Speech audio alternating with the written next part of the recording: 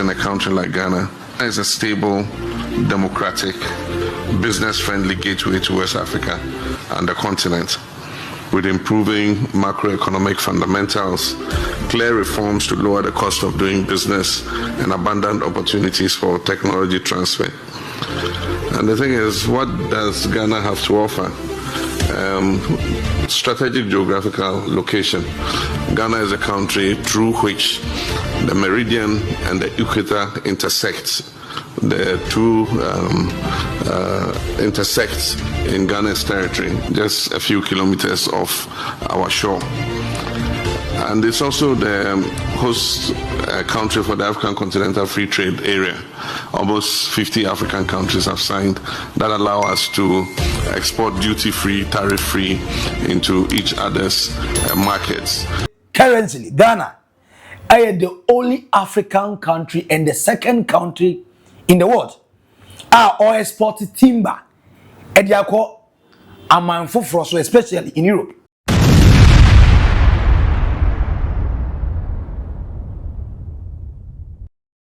And now, 20th of August 2025, yeah, kill propaganda no, not yet set record straight showing actions. John Mahama wakodru Japan. No, wakodru Japan no. How would I know? Jim, we will now pamper. The way what on the boss the Ghana, Jay won't hear Japan businessmen, investors. Omomra Ghana no mumbe invest no na AfCFTA.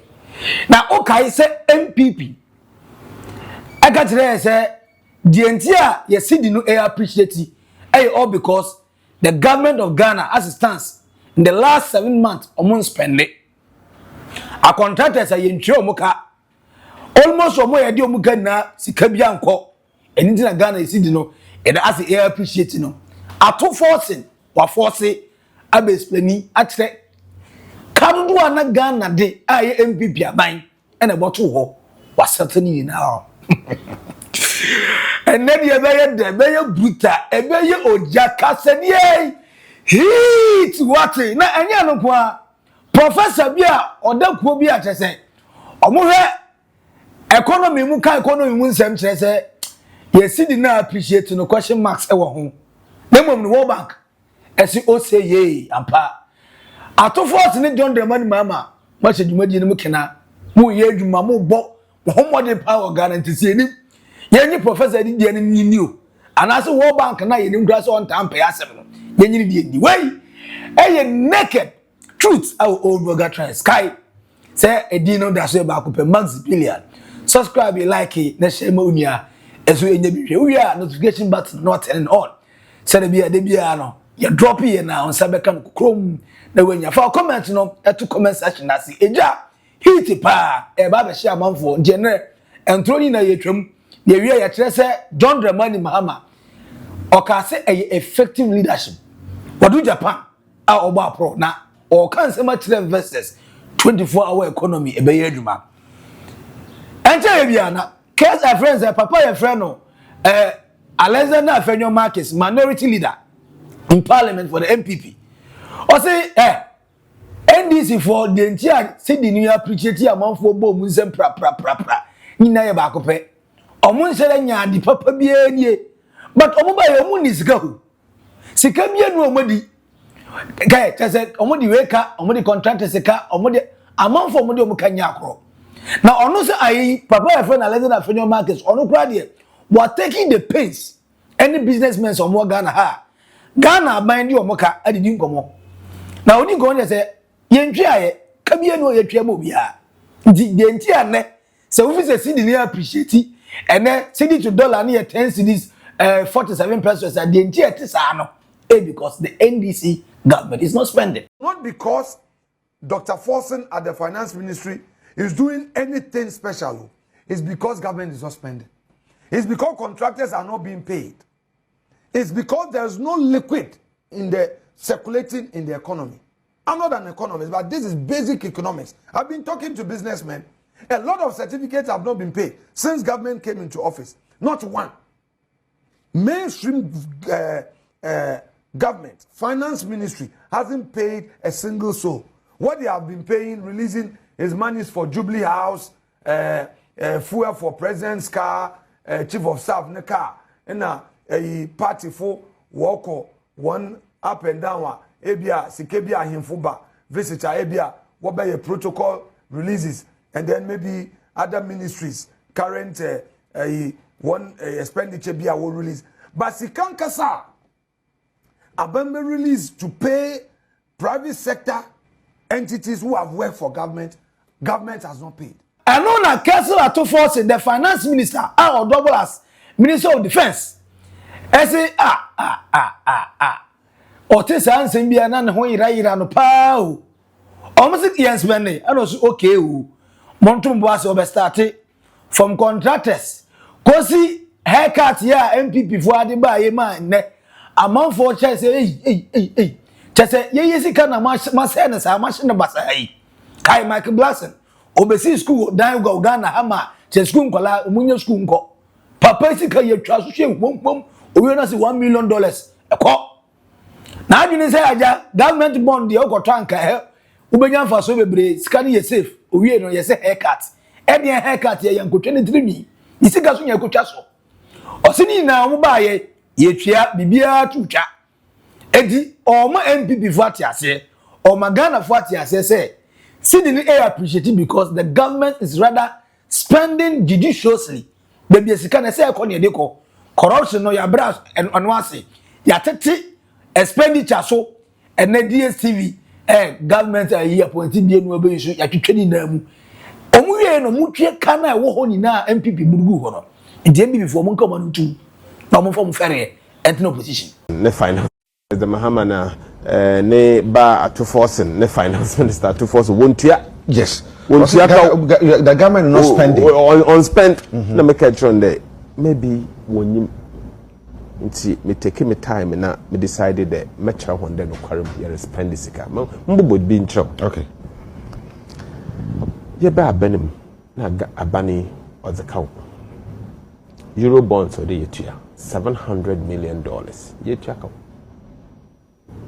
on nature no ya wo $10 billion a oden ka yetua ma ehon na wokoto bonds na ekufuado na brodo omohon haircut na kai a ontumi ntua ka no 10 billion cedis yetua nyena nkutin district assembly common fund ya mohon sika 2.9 billion cedis the one from come assemblies na assemblies won fanye adwuma ye yo no fi ho a ye twesika Yama SNET, Social Security and National Insurance Trust Fund, SNET, 2.7 billion cedis. Minyo kasi or what SNET ho? O yame na we pensioner say ye dwuma say what so senator aban otewa on physical ma SNET. Yaje ye tuaka. Ye wie no so yama Ministry of Energy na other energy sectors no. Sika 9.1 billion cedis. We tum waboa ma yeni nkanye we ginado e wo de nkanye na we ginado na say ye wie ya pesika 5 billion Ghana cedis ya dama ye de tua contractors bia or de ye tua honka 5 billion cedis ay road contractors some road contractors even the ye validate ni na some of them are wa validate we no ye tua bi 5 billion cedis new road contractors across the country only nature no Yama Get Fund, Ghana Education Trust Fund, including 4.6 billion Ghana cedis. Yasansu Yama 1 billion Ghana cedis Yadabuama free secondary education on the way to Mwakodo. Yama 4.6 billion Ghana cedis Yama the National Health Insurance Scheme. Sikadamu in the one for Yeduma. Them 4.6 Yedamahoni. Health insurance for we use 1.4 billion Ghana cedis with the claims. Or your service providers or hospitals na or the wutu hon kawo no eja mam bobi kakra ya sanso ya mesika 252 million Ghana cedis more that vaccines them from work hospital we wo mo hon vaccines bi wo mo hon essential medicine bi na defeat mo from would be na wa short wo krom ha ekaya President Mahama na brodo ya mo hon sika mo akoto bi bebrea botum wutu hon kawo nyana nkutin ya sanso ya ma 72.8 million Ghana cedis the won to a capitation grant na teacher for na watching mo from Aden with two schools in Wenyesika or Safata with Mudaboa eja ekeya ye won hyehyɛ bi a oye eyi ekɔ rural Ghana sebe yamma me fo papa mpanyimfo na ade obi be friend leap livelihood empowerment, yes, against poverty. Them sikan afi yebe buem yamesika 477 million Ghana cedis yadama hon.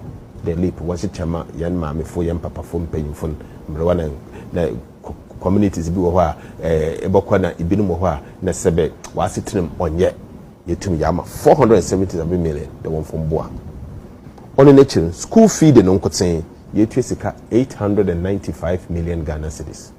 School feeding we only free SHS didn't bill ye school feeding no what different primary schools in Kwala school 895 million, you can call it 900 million Ghana cedis. Ye wie o ye ngina ho ekaya dan sem kakabeta ndes wo kwa kwatro BEC ya na nkofo ba what's the BEC registration fees kura wontua nti waye kesende school adesua no kura onkodo na nse etibiwa. President Mahama wetua 122.8 million Ghana cedis odama BEC fund. Onye na nkoten ye obi be friend no fee stress school for mo famana wankasa wo kotua won sika where awofo tua sika mo ko second universities first year no President Mahama were found won sika mo because of promise the oba first year education be free one mo 300 million Ghana cedis 300 million Ghana cedis yetumi achicha mo iyo no fi ho a nursing training allowances ya yetua first 6 months 462.6 million Ghana cedis. Teacher training allowances yetua 191.7 million Ghana cedis. Then say some sort of assembly members so President Mahama kasa to force in kasa we na si okay o say enya confirmation wa muntimi mfa metum futuro gbe this because my notify omuni abrase mo muka ase omuni de omuka according to Alexander Afenyo Mark in Chelsea only businessmen akasa.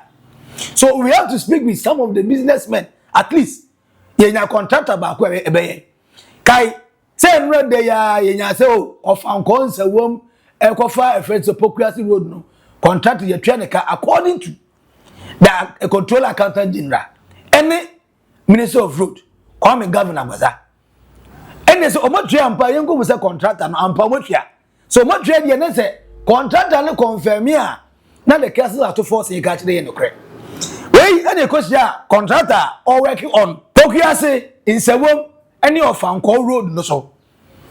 You didn't go in governors. Oh, Maripoma Company Limited here, yes, I got $70 million and over 70 million because according to the Minister of Road, Kwame Governor was say $77 million. Eti confirmation number or say I no over $70 million there.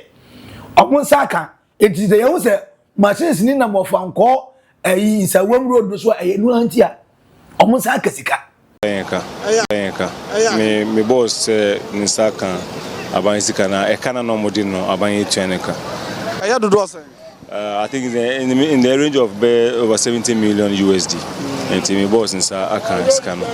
Yeah, almost share project here say this is the first time I hear Moka na say Moka be that in the previous government and sana hear we. Oh, you Moka say and the contractor na Ejuma.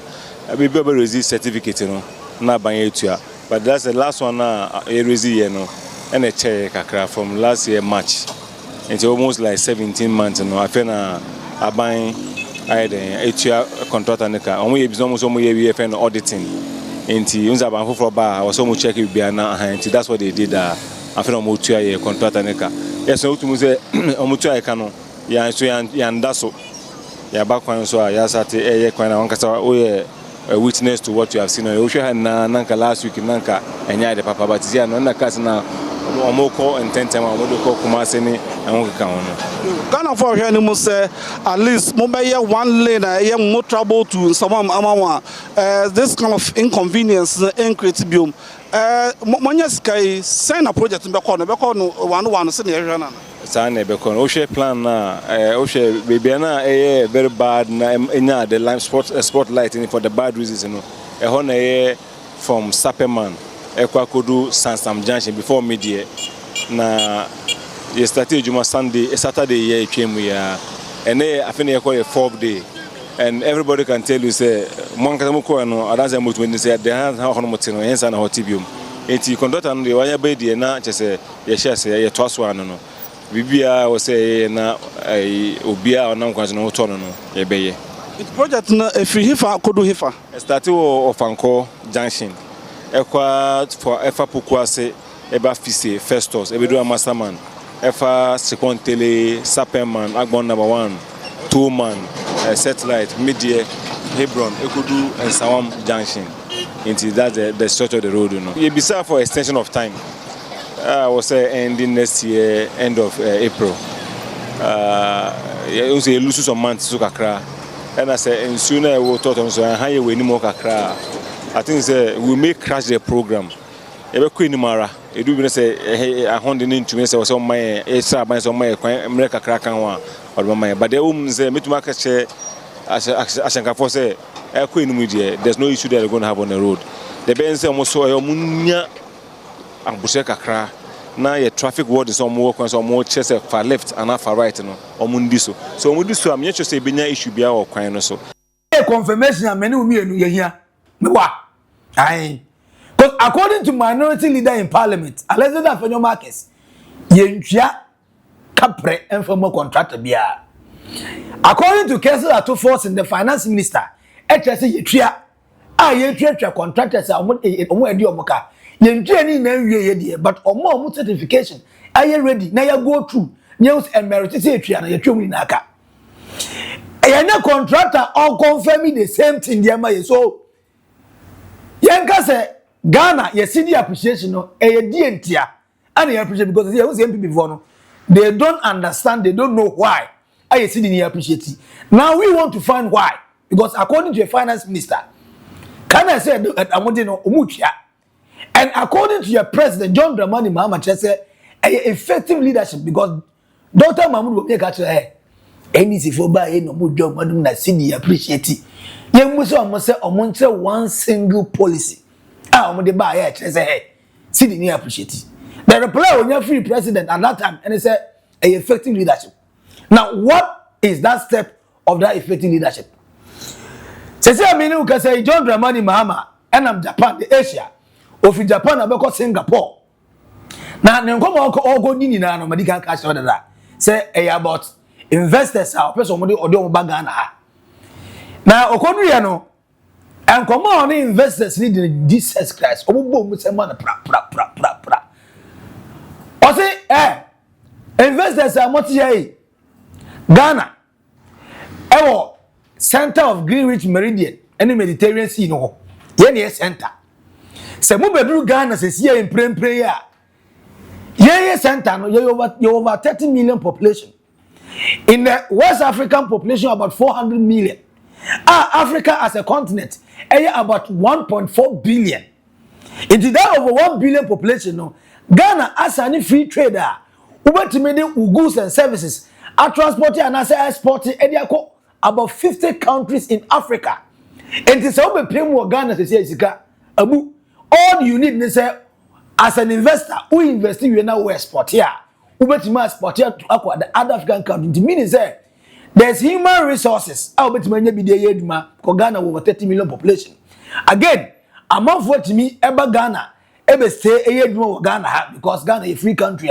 you peace again West Africa no nko ano you over 400 million population enye no nko a wo sa tre wa shemu a Africa di now over 1 billion population and yes we in 50 countries asani a chese bilateral agreement ya san no ubetima de onyema export yak be bia kai set 24-hour economy John Dramani Mahama abra na all international kan ni say oma private sectors abe dominate said ebe Ghana ebe export country kai emre oka about cedi appreciation or say the cedi strength per on finance minister John Dramani Mahama as a president and the governor of Bank of Ghana Johnson Asema omu badu agreement say the strength of the cedi is between 10 to 12 Ghana cedis all because Ghana building so obey an export country and import country they be go kran fama ya pese so manufacture bi wa ha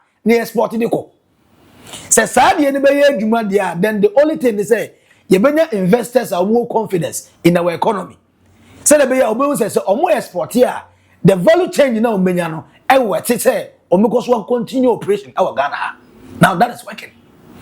Eti saa semi no all catch investors in there. Our Japan. Or cast semi the real papa no all growth through figures no one by one. No. One investors who say Ghana be a nice country. I bit my investment and not some pra. In a country like Ghana is a stable, democratic, business-friendly gateway to West Africa and the continent, with improving macroeconomic fundamentals, clear reforms to lower the cost of doing business, and abundant opportunities for technology transfer. And the thing is, what does Ghana have to offer? Strategic geographical location. Ghana is a country through which the meridian and the equator intersect. The two intersect in Ghana's territory, just a few kilometers off our shore. And it's also the host country for the African Continental Free Trade Area. Almost 50 African countries have signed that allow us to export duty-free, tariff-free into each other's markets. Increasing numbers of products are being registered. And once you register your product and it meets all the standards, you can export duty-free and tariff-free into each other's markets. The sub-regional market, which is West Africa, is 400 million people. Ghana is 33 million people. And the continental market is 1.4 billion people.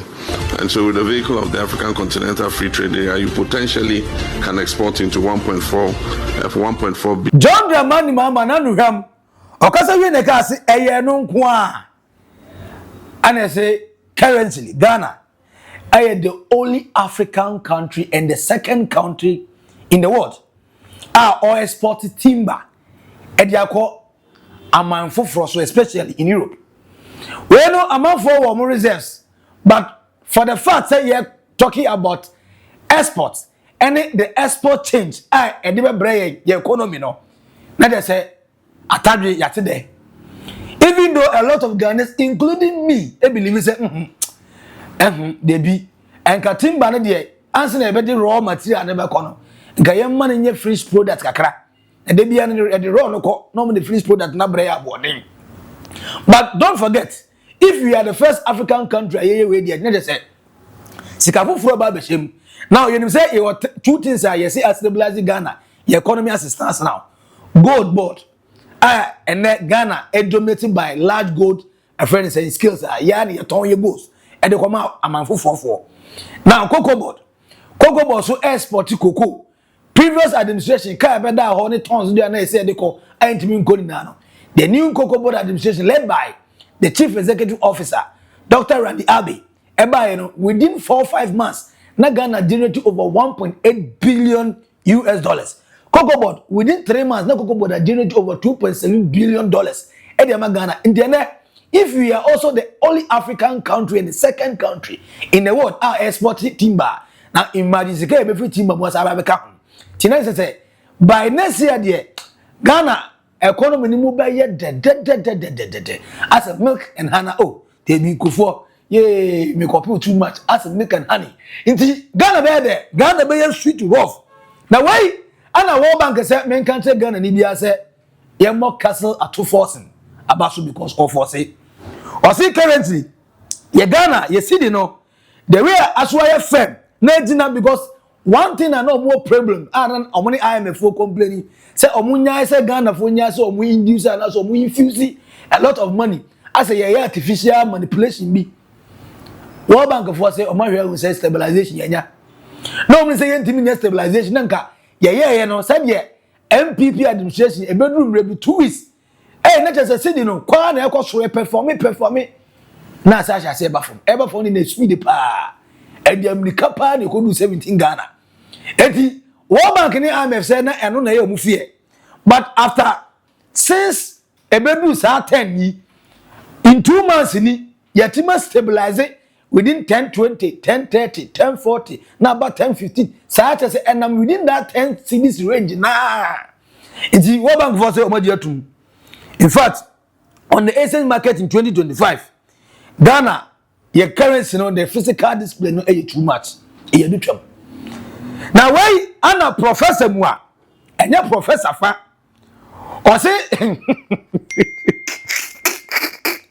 yan country Ghana for say de kesi ato force ye na ye bo na baso no eye krokro de dwo ai o say the cedi stabilization na ye kan ina no Ghana from January to June 2025 ye earning 9.5 billion from exports. That is the export in ye ade pa cocoa gold ye ade in 9.5 billion. Now 9.5 billion no yet me save only 5.1 billion. And also a clear example. As a we adwuma na we nya 950 Ghana cedis. Na 950 Ghana cedis no. Boso me no ko na wie no na wadi amana ka just 510 cedis. Na say dey aka no wadi e ma no ko. Sa na Ghana dey akwakoye. Or say on the short term perfect e good pa. But on the long term the council auto forcing the finance minister the Bank of Ghana governor Johnson Asiama and the president John Mahama adia to apena mo maye no it is a long term say see the say e be depreciate here e be hupa because say obusa the next export Ghana be exported from July echo the next quarter no obusa o ye be say save sen ye dia invest back say ye dey go save economy no question obusa nie ma Ghana for twin anum si bone the work and say Ghanaian will do better if they have different method and ways. It is a we see na. World Bank prezi Professor Isaac Buadi Dean Faculty of Accounting and Finance or AfCFTA, Executive Director of Institute of Economic and Research Policy. Also said DB as a World Bank for no credit the Omoka. They say no amount for babe visa. They say nyanka se World Bank for nim currency mu ye eche and I say who na onim tell World Bank for. Now when host na do say akwa na kasa no forget no. MPP hu ya obi na woni mu na de ode kasa kire Ghana for. O se de oye e no count na MPP for be ko opposition. O me ko opposition bio in 2028. In fact, by 2028 no o menye 28% pe. O say how can you say that? O say papa ni here adwuma kasa to force igbo adwuma. Mo nyintum na mo na baso. Mo se on spend papa na be the bank information simple and short. Wa kire mo be bi oni sika yi na akọ mo se on fa nkọ ho a mo nkongo busa ne yere se ne kura nyenye ne kure. There's a contractor also approved say yes. There's like over $70 million. I 809 million Ghana cedis. Now ye. E for aka e bo mudi no obi ma bontin me ka say no. Cancel out to force in Pianica. Or see a friend is saying feeding program or matria. A friend is saying no stress fees policy ya omudi buy school kola yi or matria. And nurse for allowance ni teacher for allowance or matria. National health insurance for car no mode. Plastica omudi buy operational cost for the subsequent years. Almost matria. Enti maybe omatria zika na for yi MPP for so mudwa yi. How on earth will someone do calculation CCC no gas per mo export any mo save you know. My investing more by saving the currency na can save day. Should we let the currency deteriorate? Yeah, my currency in say we answer when we say eh ya nyade. Sikai empenefo edi ayesi boy. Omo ka se omo ni so ayesi boy. Omo save sikai so boy ya mo si boy. Mo si mo nim de enti a cedi no appreciate. Currently the president of the land, John Mahama, is in Japan. All Ghana said people will see the value in Ghana. No more be invested, and that's another option. So we are not currently Ghana. I be the only country all exporting timber, and also an export product. Okay, John Mahama, the president, I say, opposite Ghana, a export-driven economy. And he say, "That I send a timber, but I export you." Now, man for the real galam say, yeah, no more that Togo, Cote d'Ivoire, Burkina Faso, no more the cop. And the individuals are not the Ghana house, and the forest now you play, yet try to good individuals. But fortunate enough, and as well, we can export products no. It is a gold board, no cocoa board, going to make approximately about 9.5 billion. Now imagine, say they call a timber at the Babeka. You bet me around 15 billion. Now say the other agricultural products I go count biwa. That is your otilo yet team. Now when you na still amount for say that you mo asi just MPP for say still Ghana for they be a currency no on manipulate and say yepe. Baby adu no yepe ne sa. Castle at force mo manipulate. Say mo di sika bebe hye nko ade na say see di be appreciate nko ade a mo manipulate yepe ne sa e okay. Say movement on Ghana ma for investors abe investor Ghana ye okay. At least if the few people in the NPP ain't me appreciating the Ecoswa, the rest of Ghanaians from the floating voters to those who are NDC people, yeah, they see appreciate it. We enjoy it, we love it, we like it. Why a naked truth our old burger trends? For comment to comment section, I say, I am Buddha. John Mahama of Japan. Now what trade the entire investors Embra Ghana and invest. Alexander Afenyo markets I go say NDC spend to force am a friend liar keke. One can so turn through what trade the entire your truffle. Now the oye and real na man for ai Alexander Afenyo market seriously pa the way was why yabu no. Attractive figures a pa no. Yakopon. So unim the oye na wonya korota e de yes, no crane or a barco pet, on cow and sanda. Nasa one can of crana, best sasa way. At to force he can agree. Also now go at a many go. Yes, Moja in the Moja come on because at to force in the Moja, and there are so many so it will might confuse you. Why confused? Now, Ghana again, Yaba the only African country exporting, but all the question marks. And can say to me, the finished product. Cocoa, yentimi the finished product. Yako, near my we no chocolate, you have a ton about in your may. Goldie, yentimi refining a dewa. Yako, near we gold chains, gold rings, then yet never turn about it.